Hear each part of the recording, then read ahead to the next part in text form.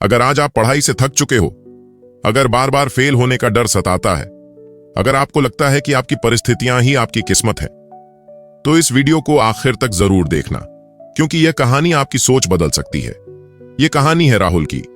एक छोटे से गांव में जन्मा एक साधारण लड़का। पिता खेतों में मजदूरी करते थे, मां दूसरों के घरों में काम करके घर चलाती थीं। घर में न पैसा था न सुविधाएं, लेकिन राहुल के दिल में एक सपना था, मुझे पढ़ लिख कर कुछ बनना है। राहुल स्कूल तो जाता था, लेकिन फटी किताबें, पुराने कपड़े और दोस्तों के ताने उसकी रोज की सच्चाई थी।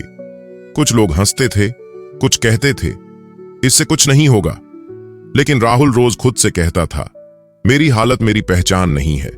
दिन में खेतों में काम, शाम को मां की मदद और रात को मिट्टी के दिए की रोशनी में पढ़ाई। बिजली नहीं थी, लेकिन हौसला था। किताबें नहीं थीं, लेकिन सीखने की भूख थी। 10वीं की परीक्षा आई। गांव को लग रहा था राहुल शायद पास भी नहीं होगा, लेकिन जब रिजल्ट आया, राहुल पूरे ब्लॉक में टॉप कर गया। यह उसकी जिंदगी का पहला मोड़ था। आगे की पढ़ाई के लिए शहर जाना था, पैसे नहीं थे। राहुल ने ट्यूशन पढ़ाया, अखबार बांटे, छोटे मोटे काम किए। थकान बहुत थी, लेकिन हार मानने का सवाल ही नहीं था। उसका सपना था इंजीनियर बनना।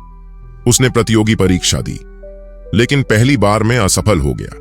वह टूट गया। पहली बार खुद पर शक हुआ, लेकिन फिर उसने एक बात समझी, असफलता अंत नहीं होती, वह तैयारी का इशारा होती है। राहुल ने 1 साल और मेहनत की, गलतियां सुधारी, खुद पर भरोसा रखा और अगली बार उसका चयन हो गया।